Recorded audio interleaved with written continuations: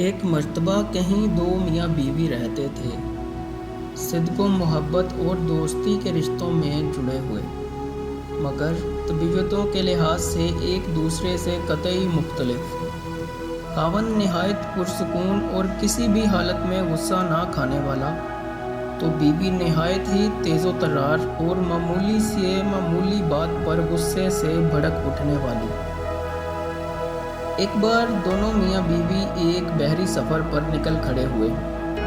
جہاز کئی دن تک تو سمندر میں پرسکون طریقے سے چلتا رہا، مگر ایک دن اسے طوفانوں نے آ گھیرا۔ ہوائیں مخالف ہو گئیں اور موجوں کے تلاطم نے سب کچھ الٹ پلٹ کر رکھ دیا۔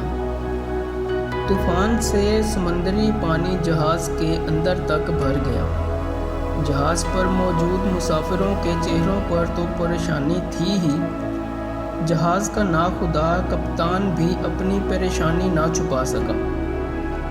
اس نے مسافروں سے صاف صاف کہہ دیا کہ موجودہ حالات میں تو اللہ کی طرف سے کوئی معجزہ ہی جہاز کو اس طوفان سے بچا سکتا ہے۔ کپتان کے اس بیان سے مسافروں کے دلوں میں بچنے کی رہتی سہتی امیدیں بھی دم توڑ گئیں۔ موت کو قریب پا کر مسافروں نے خوف سے چیخنا چلانا شروع کر دیا۔ اس آدمی کی بیوی پر تو جنونی کیفیت طاری ہو گئی۔ اسے تو کچھ بھی نہیں سوجھ رہا تھا کہ کیا کرے۔ بھاگتے ہوئے اپنے خاوند کے پاس پہنچی کہ شاید مصیبت کی اس گھڑی میں فرار و نجات کے لیے وہ کوئی بہتر حل جانتا ہو۔ یہ دیکھ کر تو اسے اور بھی طیش آ گیا کہ گرد و نواح میں مسافروں کے آہو پکار سے مچی قیامت سے بے تعلق اس کا خاوند حسب سابق پرسکون طریقے سے بیٹھا ہوا ہے۔ بیوی نے جھلا کر خاوند کے گریبان میں ہاتھ ڈالا اور اسے جھنجھوڑ ڈالا اور چیختے ہوئے بولی کہ تم کیسے بے حس انسان ہو۔ اچانک خاوند کی آنکھوں میں سکون کی جگہ غصے کے آثار دکھائی دیے اور اس نے اپنی جیب سے ایک خنجر نکال کر بیوی کے سینے پر ٹکا دیا۔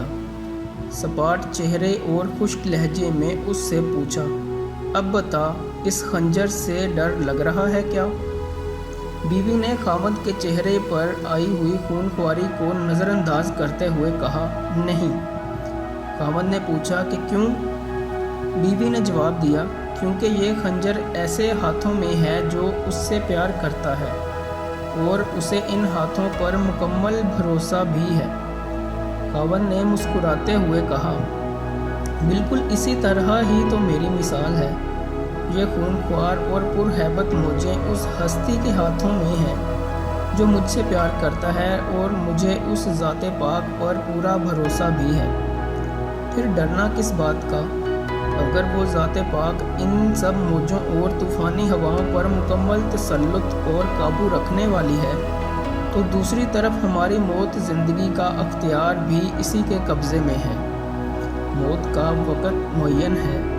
اگر زندگی ہوگی تو وہ ہمیں اس طوفان سے بھی نکال دے گا۔